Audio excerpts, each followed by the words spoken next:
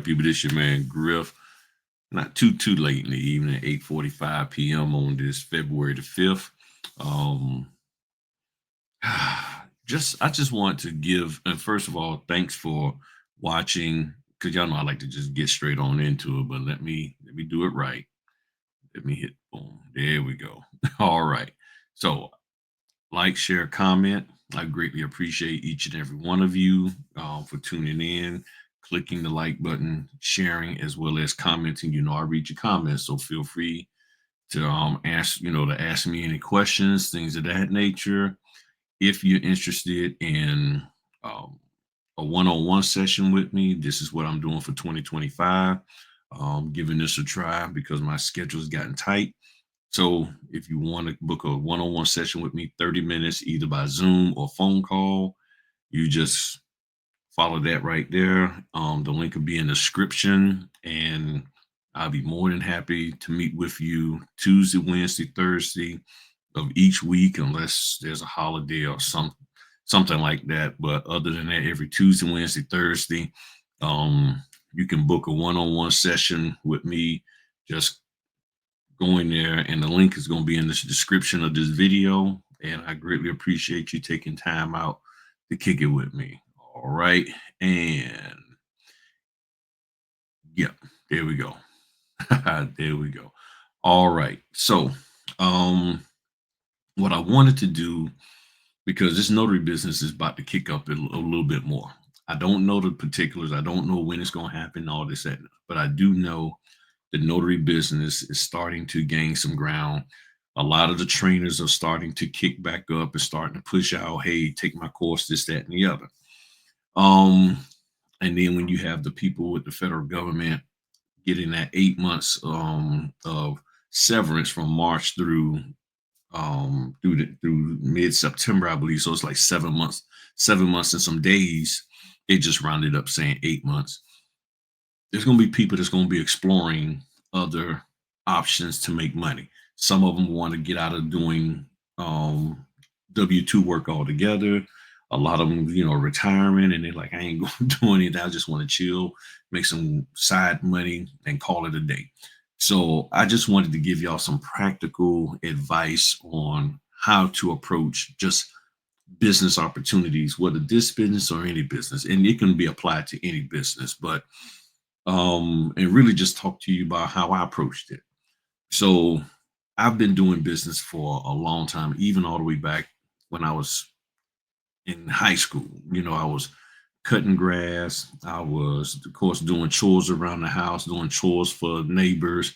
I used to go catch seafood, crabs, and shrimp, even though I'm allergic to them, but I would catch them and then I would go sell them. I used to get paid for fixing people's bicycles, all kinds of stuff. Never did anybody's homework because I wasn't the homework kid myself, and never paid anybody to do homework for me. But I would find ways to make money. One of the other ways I made money was when I was an adult and I was working at a coal-fired power plant down there in Jacksonville, Florida, where I grew up.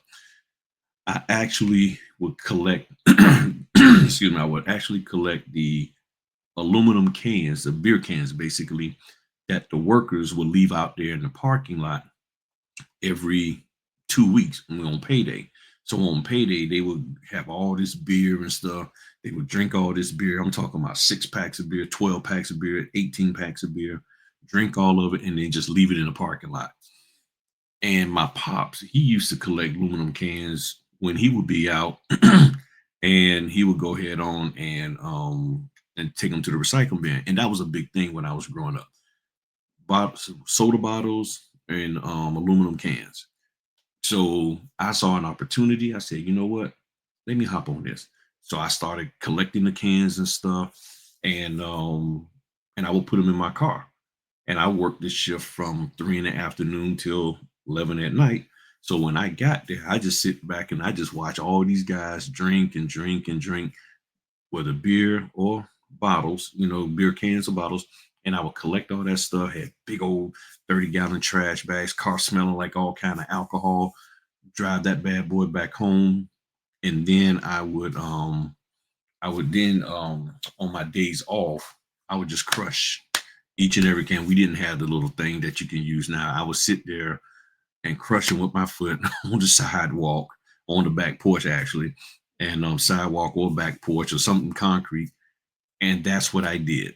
And then I would take it and get me some money and have money for whenever I took the lady who I was kicking it with out, or just have gas money and things of that nature. So I've been doing business my whole life, in one form or fashion. Um, just finding ways to make money to take care of myself, and that's just who I am and what I've always done. I never really cared for working a W two. Never really had any particular goals. People told me I should be a doctor, and went and did a lot of studying about being obstetric gynecologist, being a pediatrician. Never wanted to do surgeries. I didn't feel like dealing with all the blood and cutting people open, but just all kinds of doctoral type stuff. Working with doctor, equipment. I was in a medical study group that when the MRIs, first got introduced to one of the hospitals in Jacksonville, Florida. I was one of the students that was taken there to go see it. My mom got me connected with a summer job program working in the hospital. So I was looking at becoming a doctor. But as time went by, I was like, I don't really want to do this. And I honestly just didn't know what I wanted to do. I just knew that I just wanted to be able to make money. That's all I knew. Um, Went in the military, got out the military, did some money making things in there, started a photography business when I got out, made some great money doing that. Um, and then got into cooking, made money cooking, things of that nature. And then you fast forward all the way to notary business. And one of the things that I've learned throughout the whole process of being a entrepreneur is that no matter what information comes to you, whether free or paid, you got to be able to enact it. You got to be able to put it into practice. And paying for information doesn't equate to success or business success. It doesn't equate to business success. Just like paying for a college education doesn't mean you're going to go out there and find a job or be a successful whatever that you got a degree in. So when I started listening to different people, your Tony Robbins, your Zig Ziglar, and other entrepreneurial people who have probably passed away and still around, one of the things that I learned from just listening to all of them is that they had a deep desire to work. And no matter what the dollar amount they could make, they didn't really focus on that. They just focused on, I got to get out here and work and put what I believe into practice. And when I put what I believe into practice, oh my goodness, success is going to come. So that was one of the things that I decided to do. I said, I'm going to put things into practice. So I'm not going to focus on the money. I know I need money, but I keep hearing this thing of when you find something you love, money will come. So I take that to heart. If you find something you love and you're passionate about it, you got to throw that in there, money will come and it won't feel like work. So I've always done things that I was passionate about. That's just been, I guess you could say, the fortunate part in my life. So I said, well, what do I feel passionate about? Also did website development. Still do that every now and then. So with this business, as well as with any other business,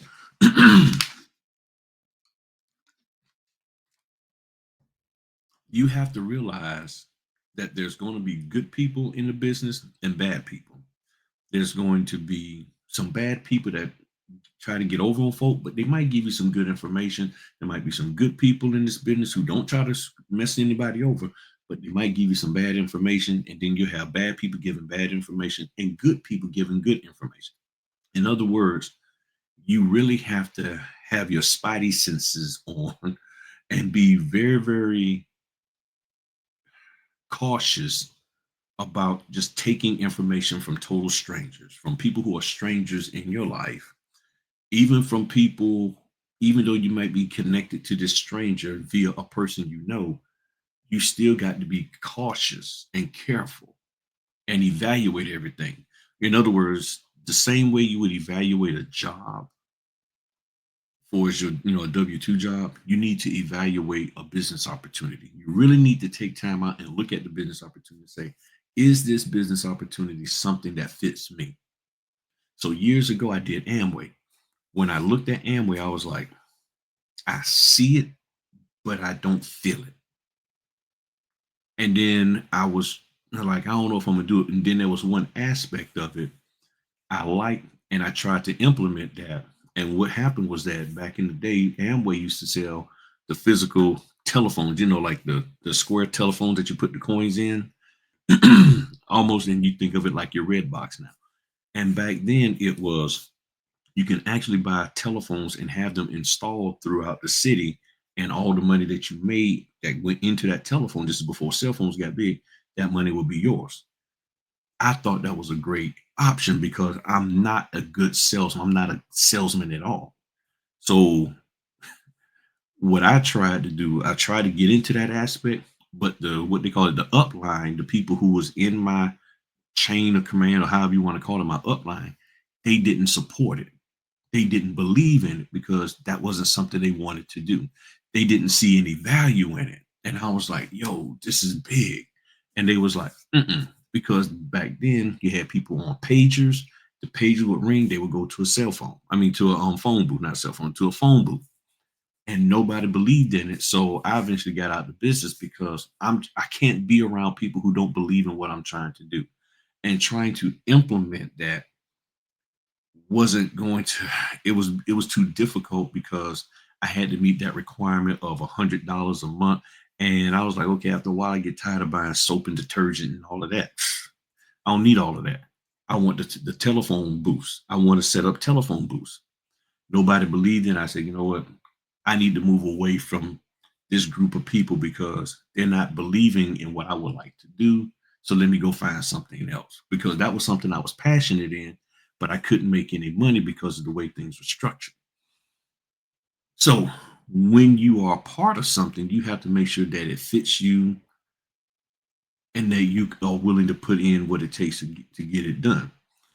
And I just wasn't in a position to do it like I saw. I saw the vision, but I just didn't do it. And I probably back then I didn't have enough in me to push that. Now, if it was nowadays, if that same situation came along now, I most definitely would have just went and did it on my own. I would have played the game, did the little $100 to get a little bit of support from them for that, and I would have went and did the phone boost and made my money. So the point that I'm making here is that with any business, you have to have passion for it, or at least be willing to develop some level of passion for it so that as you do it and as you investigate it, scrutinize it, you'll be able to, after once you see that it's a good business for you, then you'll be able to put your all into it. If you're looking for the business to be something that is not meant to be, you're going to struggle. It's going to struggle producing anything in your life, and you're going to struggle trying to get it to produce because you have a particular view, you have a particular idea of the way that you think this business is supposed to be that you heard someone else say. And the way someone else says the business is for them doesn't necessarily mean it's going to be for you. One of the things you have to take into account is that there's over 22,000 title companies in the notary business. That's a lot of different companies with a lot of different ways they like things done. So somebody might say, this is the way I run my notary business over here, and it works great. It's no problem. But then you may not have that type of personality. Same thing if you're doing a hair salon or a car wash or whatever you're doing. If you don't have the same exact personality as that person or the same life setup, meaning if that person is single and you're married, that person is married and you're married, but that person kids are grown and they can throw all their time and effort into it, and you're not, and you don't have grown kids and you got kids that who need your attention, it can be difficult. So all of these are factors. And here's what I've learned. When we take a step back from the glitz and glam. In other words, when we see something that could be glitz and glamorous to us, a relationship, a physical relationship with a person, or I want to have kids, I want to get married, I want to get divorced. There's some people that want that. I want to get divorced. I can't wait till my kids are gone. When you see something and you get all in hyped up into the glitz and glam, thinking that okay, this is gonna be it for me, that's when you got to take a step back and say, is it really going to be like I thought? Because there are people who got married and realized, marriage is good, but not with this person. There are people who had kids and it's like, ooh, okay, I'm gonna have to rein these kids in. These kids are some of those people like, I want to have 5 and 6 kids, and they realize, okay, this is way too much. We got too much on our plates. There's people, I'm gonna leave you, and you leave me, and I'm gonna leave you. And then, oh man, I really don't like being out here on the dating side. I don't like being, you see what I'm saying? People, so when you get caught up in the glitz and glam, get out of my house. You tell the kids, get out of your house. I'll be honest with you, I've told my sons that they weren't ready for it. And I wasn't ready for them to leave. Me, neither me or my wife. But then you got to go repair that. Okay. So when you get all caught up in the glitz and glam, oh man, I could be making all this money. I can be out. You got to really stop and say, okay, let's get rid of the glitz. Let's get rid of the glamour. Let's look at the heart of this. What is the true intent of this business? How does this business really work? What am I really going to be required to do in order to make this work? Forget all the glitz and glam. Forget all the fact that you can make this, that, and money. And if that's the case for where you're at, what you got to figure out is what it takes to make that. Am I willing to do? Because in making it, there is no glitz or glam. It's hard work. And if you're at a point in your life where you want to chill and you don't really want to work, in other words, you want a plug and play type of business where all you do is just get up and it's like, I mean, just like the car key, you just want to flip it, stick it in it. Yeah, I got a key. No push button on my car. You see what I'm saying? If that's what you want, or you want the push button type of car where all you have is the key fob, and then it's like, as long as the key fob is around, and the car starts up. If that's what you want, there's nothing wrong with that. You just got to make sure the business opportunity that you are a part of supports that. And then if it's something that it takes time to get to, not a problem. Are you willing to put in the effort to get there and to do it? Are you willing to be that dedicated? If you're at a stage in your life where you like, I don't feel like putting any brain cells into trying to do it. I just want something that I can just get up, go make money, and I'm gone. I don't want any follow-ups, just that or the other. I will most definitely tell you the notary business may not be for you. Even if you started a signing company, you got to follow up on people. You got to check on people. You got to make sure that your customers are happy. And if that is not who you are at this moment in time, then you should not enter into that, because you'll save yourself a lot of stress as well as money. When we get involved with stuff that is really not who we are, we burn and waste money. You got to be willing to walk away, no matter how much the hype says you can make money. But is that for everybody? And see, we know that not everybody's going to graduate from college. Not everybody's going to enjoy working. Not everybody's going to be successful at working. So we got 1%. I mean, you think about it. 1% of the college athletes in America, 1% every year gets drafted. Just 1%. Most only last 3 years or less in some cases. That's not a high success rate. And those who last past 5 years, they call it, okay, they had to dedicate themselves to the craft of football, basketball, baseball, whatever, in order to get to that 5 year point after all the banging around and running and this, that, and the other. And then they're 30 some, 32, 35, and they're still playing at a high level. It takes a lot of dedication. And you can't be bored with what you're doing. So when you get bored with what you're doing, this business venture, it don't matter how much money you're making. Once you get bored with it, you won't put in the effort to keep it going. So this is why you got to be careful about what you get into.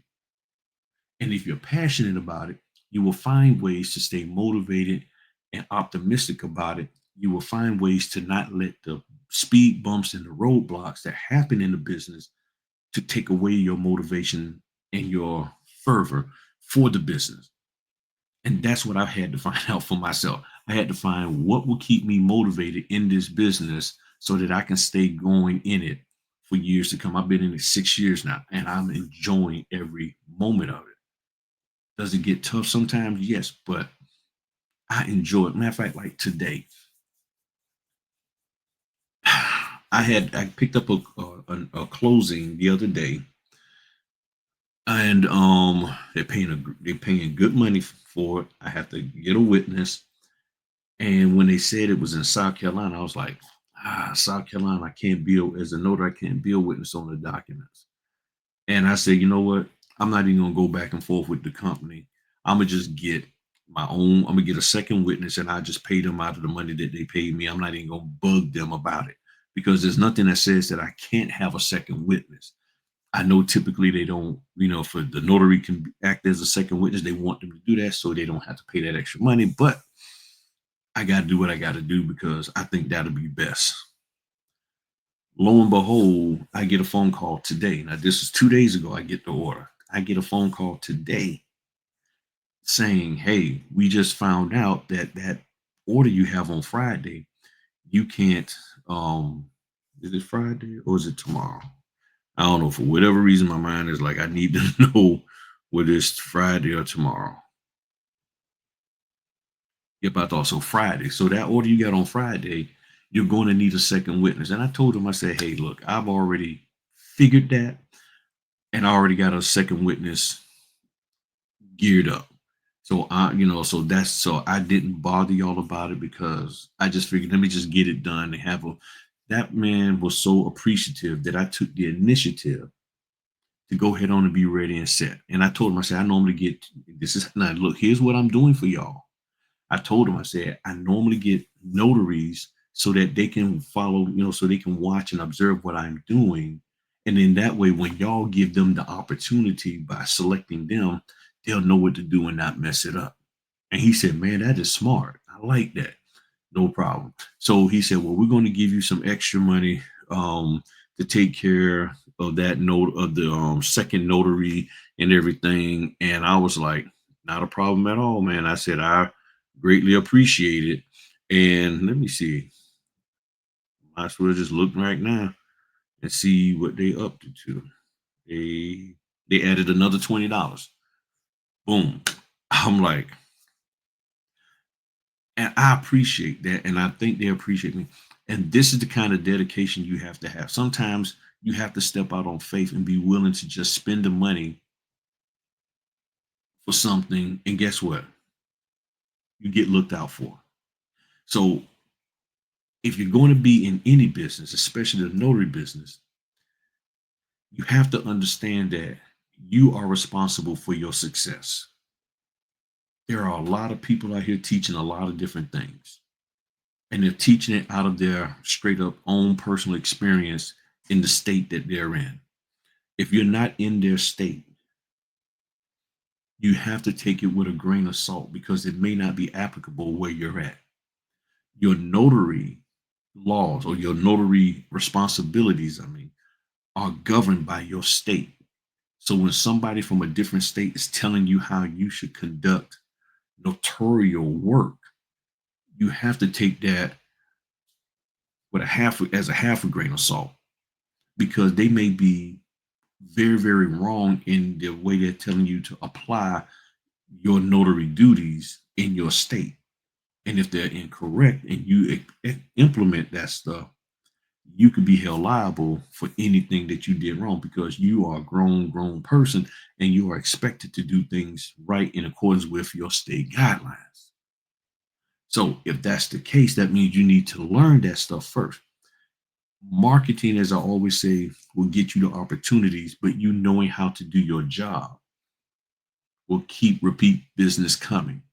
That's how you keep repeat business coming by knowing how to do your job and building confidence in the people who are paying you when they see that you know what you're doing. Your marketing may get you the opportunity, but it's your execution of your duties and responsibilities that keeps repeat business coming. And if you can understand that and implement that, oh my goodness, that's how you gain success, by having repeat business. And people only give you repeat business, meaning coming back, as well as sharing you and sharing what you do, when you can meet their need correctly. When you can correctly meet their need, you will always get repeat business. It might take a while, just starting off in this notary business or any business you're doing. But if you just stay in there and step out on faith, step out on belief, whatever you want to call it, and do the business correctly, there's no reason, in my opinion, that someone should not select you for additional work. But if you cannot perform, then they have every reason not to select you anymore. You're not going to select people who can't perform in the manner in which you need them to perform. You don't deal with certain people in your life because you know what, you aren't there for me, so I'm done with you. You went through something and they weren't there for you, but yet they went through something themselves and you was there. And it's like, okay, you're not reciprocating this back. So when a company sends you good pay and you reciprocate back bad work, they're like, look, we can't mess with you no more. We don't appreciate that because you're not showing that you respect our business by providing us what? With good, solid work. In other words, do your job. When you fail to do your job, that opens the door up for people to be critical of you and to talk disparagingly about you. So it doesn't matter how many training courses you take, conferences you go to, if you don't have the discipline and the willingness and the ability to actually implement and execute all of that stuff that you've learned, even if it's just a quarter of it, you're not going to be successful. If somebody shows you, hey, when you're having a mobile car wash business, on your dirty water, you need to have such and such type of filter to filter out stuff so that it'll help recycle that water. That when you go put it through your recycling, it'll be cleaner. It'll get cleaner faster.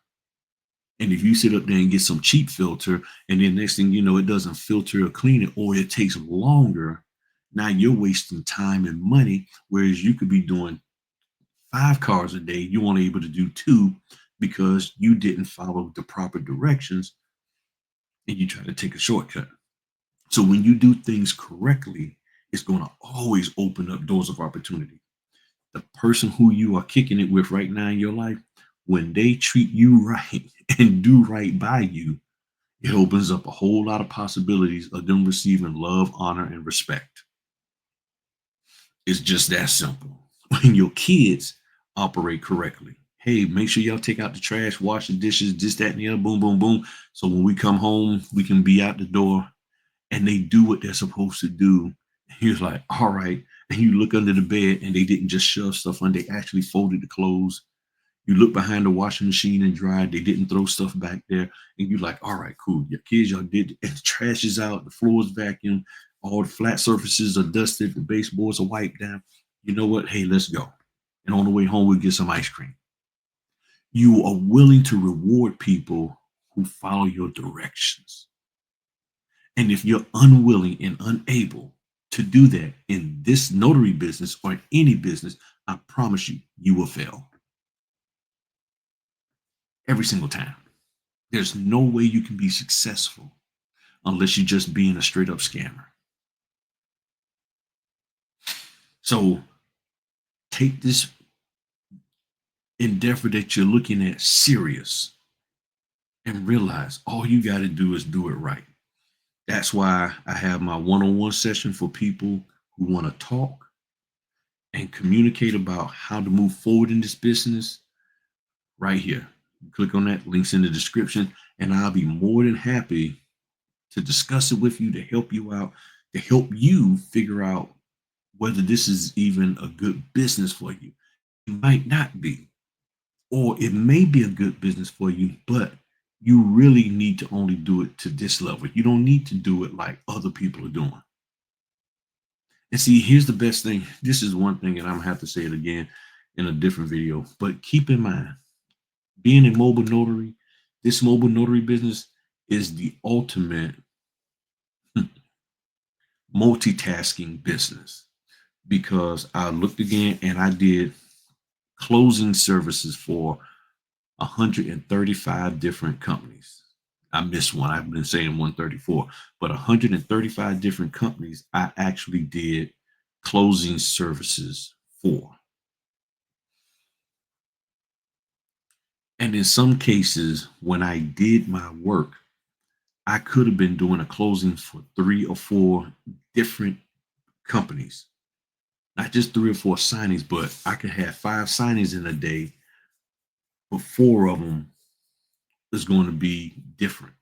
So that means one of them is the same for my fourth and fifth one, we'll say. But that's the thing. That's the reality. So if you can't handle shifting and meeting the need of somebody, and then shifting and meeting the need of a different person, and constantly going back and forth and meeting this need, meeting that need, because this is very, very multitasking. It's not always going to be one client, one title company. It's not going to be that, like in drumline, one band, one signing company, one title company, one notary, one band. It's not that. It is a multiplicity of different companies that you're going to have to provide services for. And they have a multiplicity of clients. So the signing company has title company clients, a bunch of them. The title company has several different lenders. And then the lenders have several different homeowners and home purchasers and refinancers they're dealing with, who all got different personalities, ideas, purposes, all of that.